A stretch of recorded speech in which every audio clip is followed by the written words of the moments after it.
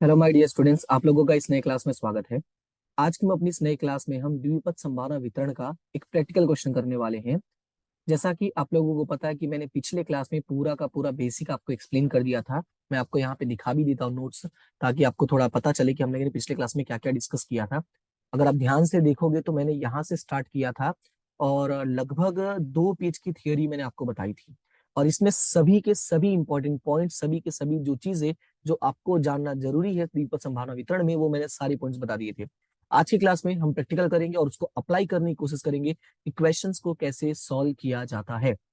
आपको एक बार बताऊं मैं, कई बार ऐसा होता है कि स्टूडेंट्स जो है वो कंफ्यूज रहते हैं कि कौन सा क्वेश्चन आपका संभावना का है और कौन सा क्वेश्चन जो है द्विपद संभावना वितरण का है। तो वो भी मैं आपको पहचानना सिखाऊंगा, ताकि आपको क्वेश्चंस को सॉल्व करने में दिक्कत ना हो। तो यहाँ पे एक सवाल लिखा हुआ है, उदाहरण नंबर 12 है जो है। मैं अगर आपको बता दूं उदाहरण नंबर 12 के बारे में, तो उदाहरण नंबर 12 जो है ये मार्च 2019 में पूछा गया क्वेश्चन है। तो अगर मार्च 2019 में पूछा गया क्वेश्चन मतलब ये इंपॉर्टेंट क्वेश्चन है। फिलहाल अभी शुरू करते हैं। सवाल में लिखा हुआ है, एक शहर में रहने वाले व्यक्ति मांसाहारी हो, उसकी संभावना 0.8 है। क्या बोला है कि एक शहर में रहने वाले कुछ व्यक्ति हैं, उनकी जो मांसाहारी हैं उनकी संभावना क्या हो, 0.20 है। इस विस्तार से यादृच्छिक रूप से चयन किए 6 व्यक्तियों में से, ध्यान से सुनना, हमने 6 व्यक्ति चयन किया है और उस 6 में से अधिक 2 व्यक्ति मांसाहारी हो, उस संभावना के मान का परिगणन कीजिए। अगर आपने ध्यान दिया होगा तो कहीं भी हमने संभावना वाले सवाल में ऐसे क्वेश्चंस नहीं देखे थे कि 5 व्यक्ति को पसंद करना, उसमें अधिक से अधिक 2 ऐसे हों। हमने कहीं ऐसा सवाल नहीं पढ़ा था।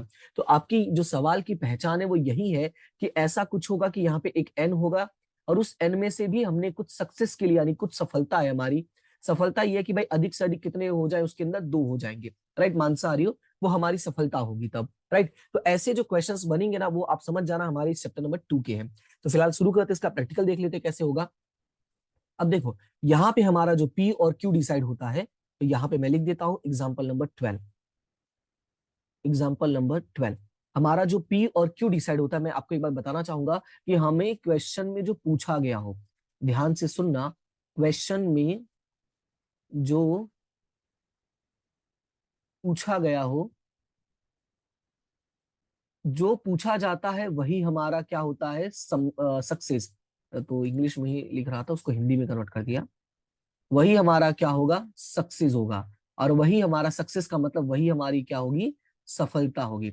यानी इसमें मांसाहारी का पूछा है तो हमारा P इज इक्वल टू क्या हो जाएगा, मांसाहारी। ये मैं हर सवाल में नहीं लिखूंगा, सिर्फ इस सवाल में समझाने के लिए मैंने लिख दिया है ये वाली लाइन। ठीक है, अभी ध्यान से सुनना।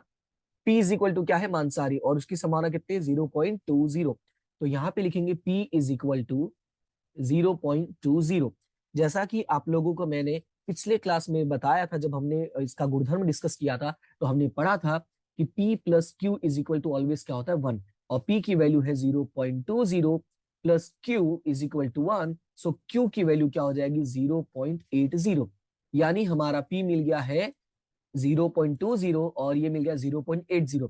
यानी ये है हमारा सफलता और ये है हमारा निष्फलता। क्लियर है। अब सवाल में क्या बोला गया है, सवाल में बोला गया है कि हमने टोटल 6 व्यक्तियों को पसंद किया था।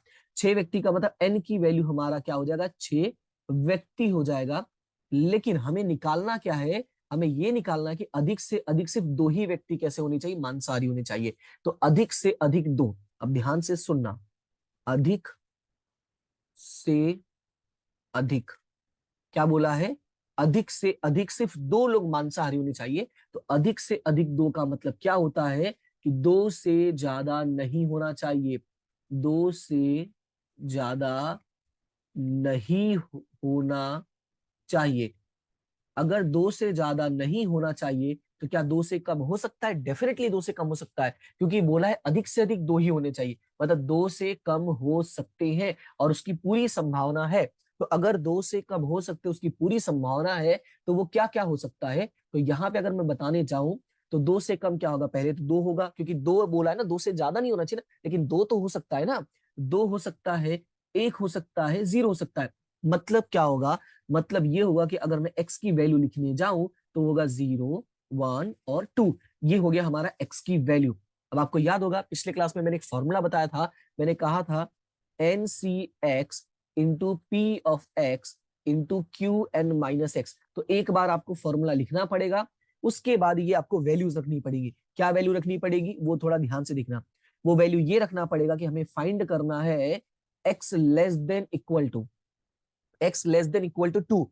इसका मतलब क्या है, जो x की वैल्यू है 2 और 2 से कम है, यानी 2 और 2 से अधिक नहीं है, लेकिन 2 और 2 से कम तो हो सकता है ना। 2 और 2 से कम का मतलब यहाँ पे क्या होगा कि एक बार x की वैल्यू को 0 लेना है, ठीक है, एक बार x की वैल्यू को 1 लेना है, और एक बार x की वैल्यू को 2 लेना है। यानी कि अगर प्रॉपर वे में लिखिए तो p0 plus p1 plus p2, ये हो गया हमारा क्वेश्चन। अब इसको थोड़ा प्रॉपर वे में सॉल्व करते हैं। तो फॉर्मूला अगर अप्लाई करते हैं तो जैसे पहले वाले की बात करते हैं, तो पहले वाले में अगर मैं फॉर्मूला अप्लाई करता हूं, तो मैं यहाँ पे साइड में लिख देता हूं ताकि फॉर्मूला जो है वो दिखता रहे, बाद में मैं मिटा दूंगा। NCX into p of x into q n minus x, ठीक है। तो एन की वैल्यू कितना आता था 6, और सी एक्स की वैल्यू कितना है इस वाले में 0, तो C60 into p of x, P कितना है हमारा 0.20, और x की वैल्यू कितना है वो है 0, into q n minus x, q की वैल्यू कितना है 0.80, और n की वैल्यू कितना है 6 माइनस 0। मैं स्लो लिख रहा हूं ताकि आपको पूरा समझ में आए। तो ये हो गया आपका P0। अब इसी के साथ में P1 भी निकाल लेता हूं, मैं अलग अलग सॉल्व करूंगा ताकि कंफ्यूजन ना रहे और सॉल्व करने में मुझे थोड़ा आसानी रहे, ठीक है। तो एक काम करते हैं, ये 0 यहाँ पे निकालता हूँ, 1 यहाँ पे निकाल लेता हूँ। तो यहाँ पे लिखेंगे 6C1 into 0.20 power of 1 into 0.80, 6 minus 1 हो जाएगा। उसके बाद हमें 2 का निकालना है, तो 2 का इसके नीचे लिख लेता हूं मैं, 6C2 इंटू 0.20 पावर ऑफ 2, यानी x की वैल्यू 2 है, इंटू 0.80, 6 माइनस 2। क्लियर है। देखो एक आपको याद रखना है कि आप अलग अलग सॉल्व करके बाद में आंसर्स को ऐड कर लेना, वो सॉल्व करना ज्यादा आसान होता है। उसके कंपैरिजन में जैसे बुक में दिया है वो थोड़ा डिफिकल्ट हो जाएगा, प्लस आपको क्या वो भरा भरा लगेगा। ऐसे सॉल्व करोगे तो कोई दिक्कत नहीं है, मार्क्स आपके नहीं कटते हैं, उसका आप चिंता नहीं करना। अब इसको सॉल्व करते हैं, पहले मैं 0 वाला ही सॉल्व करूंगा। 6C0 कितना होगा, ये हो जाएगा आपका 1 हो जाएगा। अब पूछोगे सर ये 1 कैसे हुआ, तो कुछ बातें हैं जो आपको याद रखनी पड़ेंगी। अब क्या क्या वो बातें हैं मैं आपको बता देता हूँ। जैसे कि जब भी सी वाला पॉइंट आता है, ये हमने संभावना में भी देखा था, तो मैंने क्या कहा था, आपको दिमाग में रखना है कि जितना बोला उतना स्टेप पीछे जाना है। तो यहाँ पे 0 है तो एक स्टेप पीछे भी नहीं जाना है, मतलब वो आपका कुछ नहीं रहने वाला। तो ऐसे केस में क्या होता है, C0 हमेशा 1 हो जाएगा। और बाकी केसेस में कैसे होगा वो मैं आपको बताता हूँ अभी, रुको। उसके बाद यहाँ पे 0.20 पावर ऑफ 0, तो ये हो जाएगा आपका 1, ये भी हमेशा क्या हो जाएगा 1 हो जाएगा। फिर बात करते हैं इसकी, 0.80 पावर ऑफ 6 माइनस 0, यानी ये हो जाएगा आपका 0.80 पावर ऑफ 6 हो जाएगा, क्योंकि 0 तो खत्म हो गया। अब 6C1, तो 6C1 मैंने क्या कहा, आपको उतना स्टेप पीछे जाना होगा। तो 1 है तो मतलब एक स्टेप पीछे जाना होगा, तो 1 हो गया, और डिवाइडेड बाई 1 हो जाएगा। क्योंकि आपको याद रखना है कि यहाँ पे जो भी होता है, यानी जो उसका फॉर्मूला था NCR, आर में जो भी होगा आपको ध्यान रखना, आपको 1 तक जाना ही जाना है। यहाँ पे ऑलरेडी 1 है इसलिए कोई प्रॉब्लम नहीं हुआ, इसका डायरेक्टली आंसर आ गया 6। 0.201, तो ये भी आंसर 0.20 ही आ जाएगा। लेकिन अगर इसकी बात करते हैं तो 0.80, 6 में से 1 गया तो कितना आ जाएगा, ये 5 आ जाएगा। तो ये ब्रैकेट लगा देते हैं ताकि आपको कंफ्यूजन ना रहे। तो यहाँ पे ब्रैकेट में 5। उसके बाद अब इसकी बात करते हैं 6C2, तो 6C2 का मतलब 2 स्टेप पीछे जाना है। फिर मैंने कहा था आपको 1 तक जाना है, तो 2 इंटू 1, और 0.20 पावर ऑफ 2, तो कैल्सियम एक सॉल्व करो इसको, 0.2 इंटू 0.2, तो ये हो जाएगा आपका 0.04 हो जाएगा। क्या हो जाएगा 0.04। फिर उसके बाद इंटू 0.80, यहाँ पे लिखेंगे 0.80 पावर ऑफ 4, राइट। अब इसको सॉल्व करो तो ये कट हो जाएगा, तो यहाँ पे 3 5 तिहाई 15, 5 तिहाई 15, 0.04 इंटू 0.8 पावर ऑफ 4। तो अब ये कैसे करोगे, तुम हाथ में कैल्सी ले लो, मैं बता रहा हूं वैसे लिखना। पहले कैल्सी में लिखो 0.80, क्या लिखो 0.80, फिर बटन दबाओ मल्टीप्लाई का, उसके बाद दबाओ इक्वल का। तो ये क्या हो गया आपका एक आंसर। देखोगे ऊपर तो कैल्सी में 3 लिखा हुआ है, ऐसा होगा तो मैं एक छोटा सा वीडियो इसका ऐड कर दूंगा साथ में। ऊपर देखोगे तो 3 लिखा हुआ है, फिर क्या करो, फिर इक्वल दबाओ, फिर एक बार इक्वल दबाओ, ऊपर देखोगे तो 5 लिखा हुआ रहेगा। तो याद रखना है आपको कि ऊपर जितना लिखा हुआ आएगा उसमें से एक माइनस कर देना, यानी आपका आंसर जो है वो 4 का ही है। यानी इसका 0.8 का अगर आप करोगे तो ये आ जाएगा 0.4096। सेम उसी तरीके से इसमें भी करो, तो इसमें भी मैं करके आपको दिखाता हूँ। मैंने क्या कहा, सबसे पहले 0.80 लिखो, उसके बाद मल्टीप्लाई का बटन दबाओ, फिर इक्वल का, यहाँ पे 6 है, ऊपर 7 तक चलना है, यानी ऊपर जब 7 आ जाएगा तो रुक जाना है। तो 1 2 3 4 5, ऊपर देखो हमारा 7 आ गया है, तो इसका जो वैल्यू होगा वो होगा 0.262144, ये तो पूरा यही आंसर आएगा। उसके बाद अब इसकी बात करते हैं, तो ये हो जाएगा 6 इंटू 0.20, और यहाँ पे 5 है, यानी ऊपर कितना होना चाहिए 6, तो सेम वही 0.80 इंटू 5 टाइम्स, ए ऐसे करोगे तो ऊपर 6 तक जाना है हमें, यानी ये हो जाएगा 0.32768, क्या हो जाएगा 0.32768। अब इसका थोड़ा सा पूरा डिटेल सॉल्व करते हैं, तो इसका सॉल्यूशन करोगे पहले ये वाले का, तो ये वाले का आएगा 15 इंटू 0.04 इंटू 0.4096, तो ये आएगा 0.24576 प्लस 0.262144 प्लस, अब इसका मल्टीप्लाई करोगे तो क्या होगा 6 इंटू 0.20 इंटू 0.32768, यानी ये आएगा आपका 0.393216, ये आ जाएगा।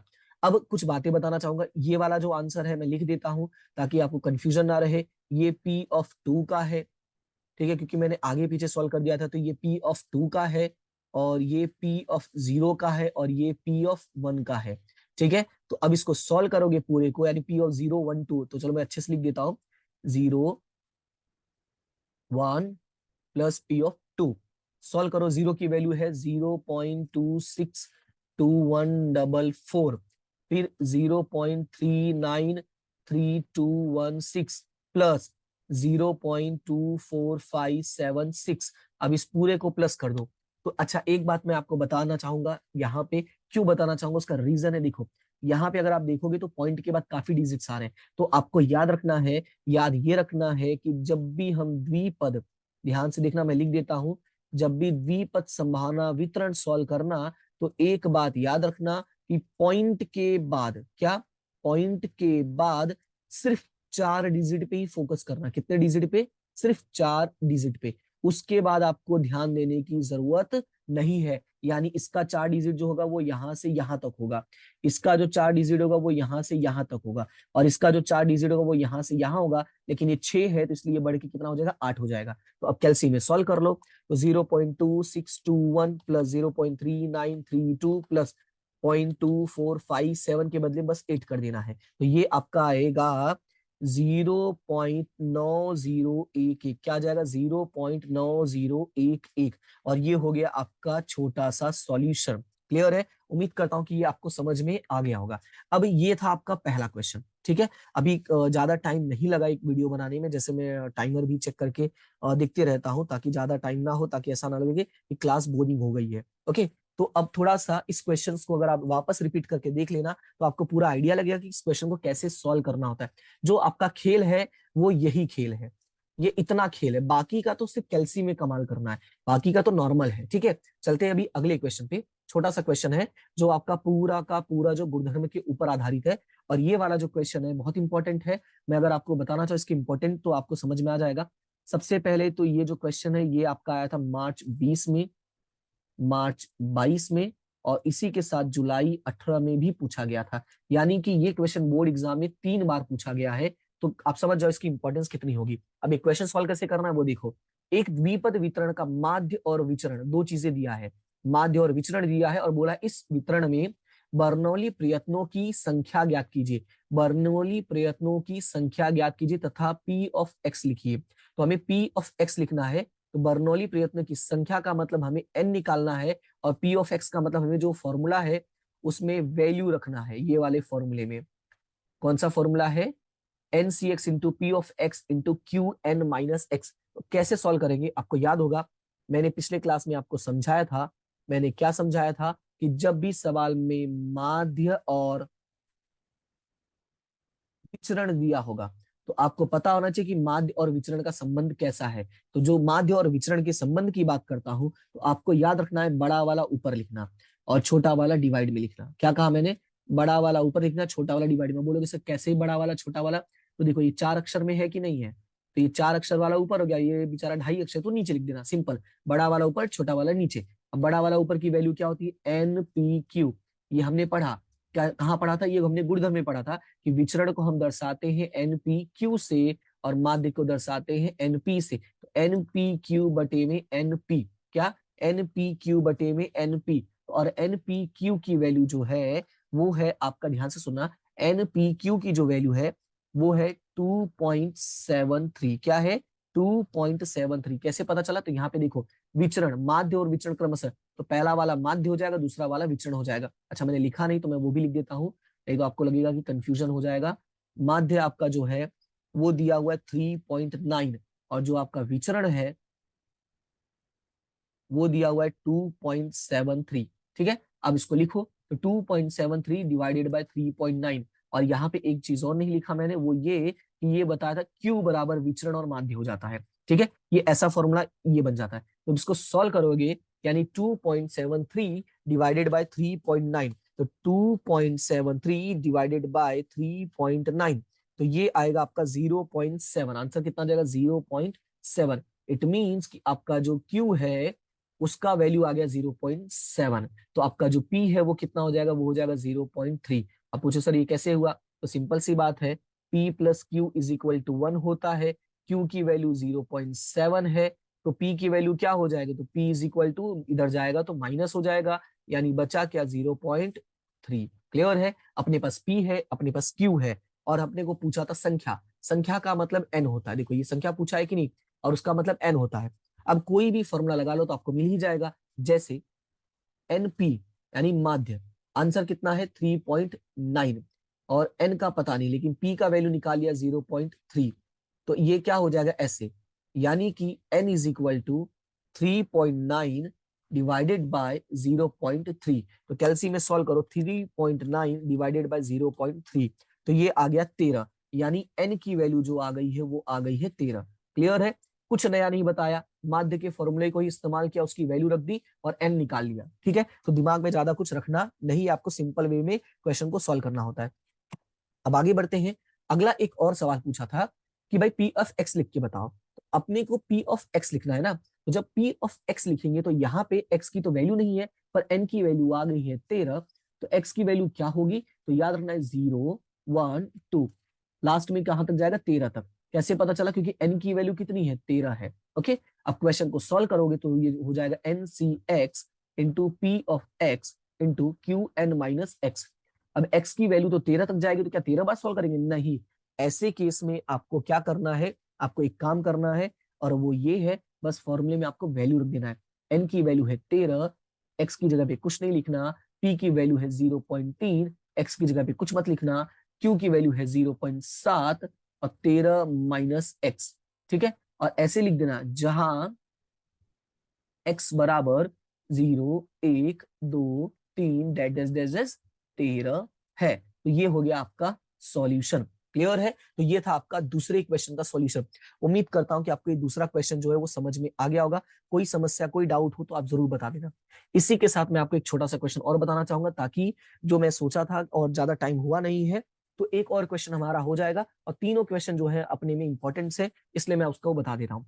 अब चलते हैं थर्ड क्वेश्चन की। तो थर्ड क्वेश्चन की अगर मैं बात करूं तो वो है एग्जाम्पल नंबर 14। कौन सा है, एग्जाम्पल नंबर 14। एग्जाम्पल नंबर जो 14 है वो है आपका ये वाला, कहाँ गया ये वाला। और ये वाला जो एग्जाम है, अरे सॉरी, ये वाला जो क्वेश्चन है, ये मई 2021 में पूछा गया था। कब पूछा गया था, मई 2021 में पूछा गया था। तो क्वेश्चन क्या है, पहले इसको रीड करते हैं, बाद में इसको सॉल्व कैसे करना था वो भी मैं आपको बता दूंगा। तो पहले क्वेश्चन को हम क्या करते हैं, स्टार्ट करते हैं। हमारे सवाल में क्या लिखा हुआ है कि युद्ध दौरान समुद्री यात्रा में औसतन 9 में से एक जहाज डूब जाता है। वह 6 जहाज के काफिले में से 5 जहाज समुद्री यात्रा करके सुरक्षित वापस आए तो उस घटना की संभावना का मान ज्ञात कीजिए। अब थोड़ा ध्यान से सुनना, सवाल में क्या बोला है, सवाल में बोला है कि अपने पास 9 में से एक जहाज तो डूब जाता है। बोलते ना ऐसा कि देखो भाई, अक्सर ऐसा देखा गया 10 में से एक तो ऐसा होता ही होता है। तो यहाँ पर भी वही बोला है कि 9 में से एक तो डूब ही जाता है, लेकिन हम लोगों ने 6 ही बेचा था, सॉरी 6 ही भेजा था, और 6 में से 5 क्या हो गए, सुरक्षित वापस आ गए। तो आपको बताना संभावना का मान। अब इस क्वेश्चन में फिर से वही बात आ गई है कि इतने में से इतना करना है। तो देखो ऐसे क्वेश्चन जो थे वो आपके संभावना में नहीं आते हैं।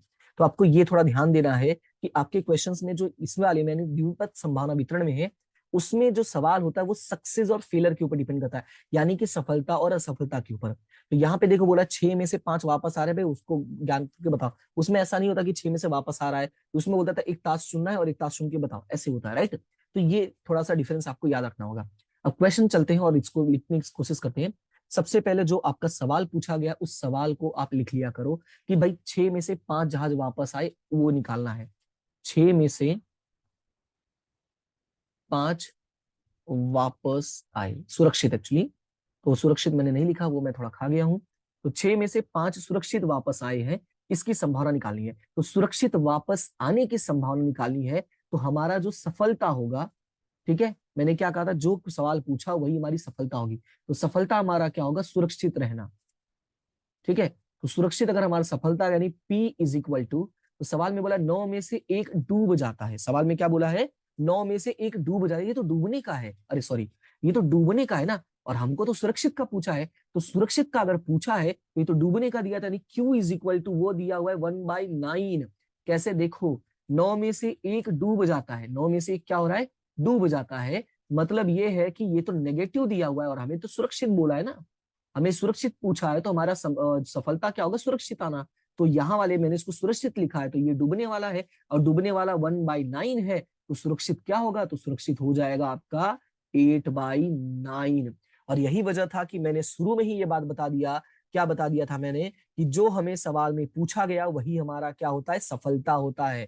क्लियर है, ये नहीं कि पढ़ो और सीधा पी लगा दो। ऐसे बहुत सारे बच्चे कहते हैं P इज इक्वल टू 1/9, ऐसा नहीं करना है। सवाल को पढ़ना है और जैसा सवाल में लिखा होगा उसके अकॉर्डिंग आगे फॉलो करना है।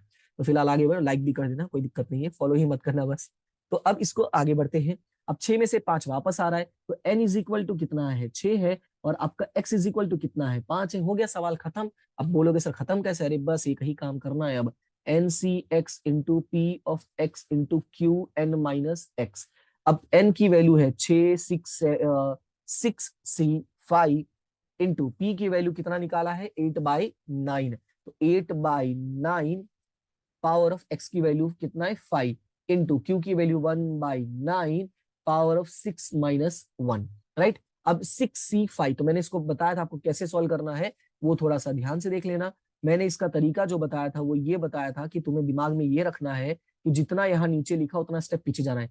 एक स्टेप, 2, 3, 4 और 5। फिर मैंने कहा था नीचे यहाँ पे जितना लिखा उसको लेके 1 तक जाना है। तो 1 तक जाना है, मतलब 5, 4, 3, 2, 1। तो 5, 5 कैंसिल, 4, 4 कैंसिल, 3, 3 कैंसिल, 2, 2 कैंसिल, 1 तो है ही नहीं, तो 1 का वैल्यू नहीं होता। तो आंसर आ जाएगा 6। फिर 8/9 पावर 5, तो 8 का पावर 5 कर लो, 9 का पावर 5 कर लो। तो 8 का पावर 5 करोगे यानी 8 का पावर 5 यानी 2। वही सेम करना है 8 इंटू, कितनी बार दबा देना है आपको, यहाँ पे 5 चाहिए तो आपको 6 तक जाना होगा, यानी जो इसका आएगा पावर 3, 2, 7, 6, 8 डिवाइडेड बाय, फिर वही 9 भी पावर 5 है, लेकिन आपको कितनी बार जाना है, 6 तक जाना है। तो आपको कैलसियम में ध्यान देते रहना होगा कि 6 तक कहाँ तक जाता है। तो 59049, ये हो गया आपका सॉल्यूशन। और 1/9, ये 6 में से 1 गया, नहीं सॉरी गलत लिख दिया था मैंने, ये 6 में से 1 नहीं, 6 में से 5 होगा, तो बचेगा 1, यानी ये 1/9 ही आने वाला है।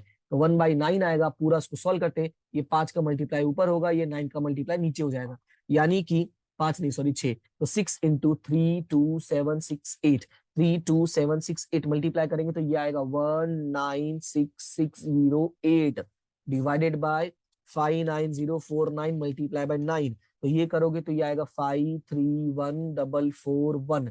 अब इसको सॉल्व कर लो, यानी डिवाइडेड बाय वो कर लो, 196,608 डिवाइडेड बाय 531,441। तो सॉल्व करोगे तो ये आएगा 0.3699। अब देखो 3699 है, तो आपके पास सॉरी 995 है, तो ये 0 हो गया, राइट। तो ये आंसर क्या हो जाएगा आपका, यानी एक बढ़ गया ना, तो एक वैल्यू बढ़ गई तो 10, फिर एक की तरह ये भी बढ़ गया, यानी इन शॉर्ट में कहूँ तो ये हो जाएगा 37 हो जाएगा। कितना हो जाएगा, ये 37 हो जाएगा। क्लियर है इतना, क्योंकि एक एक बढ़ता जाएगा, देखो 5 था, इधर एक बढ़ा तो 10 हो जाएगा, फिर एक इधर भी बढ़ जाएगा तो ये भी 10 हो जाएगा, एक इधर बढ़ जाएगा, नहीं 6 1 7 हो जाएगा, राइट। यानी 0.37 आंसर आएगा आपका, क्या आ जाएगा 0.37। क्लियर है। तो ये थे आपके 3 क्वेश्चन, और तीनों क्वेश्चन अलग अलग कैटेगरी के थे, लेकिन जो तीनों ही क्वेश्चन थे वो इजी थे। और दूसरा, ये जो थे हमारे फॉर्मूला बेस्ड थे और हमारे गुणधर्म पर आधारित था। तो आपके एग्जाम में जो इस चैप्टर से क्वेश्चन आता है वो इसी प्रकार से आता है। तो उम्मीद करता हूं कि आज की क्लास में आपको आइडिया लग गया होगा।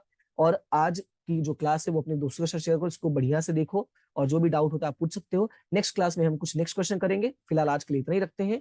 और उम्मीद करता हूँ कि आपको समझ में आ रहा होगा, आ रहा है तो बताते जाना, नहीं आ रहा तो भी बताते जाना, ठीक है। फिलहाल मिलते हैं नेक्स्ट क्लास में, तब तक के लिए thank you so much and have a good day.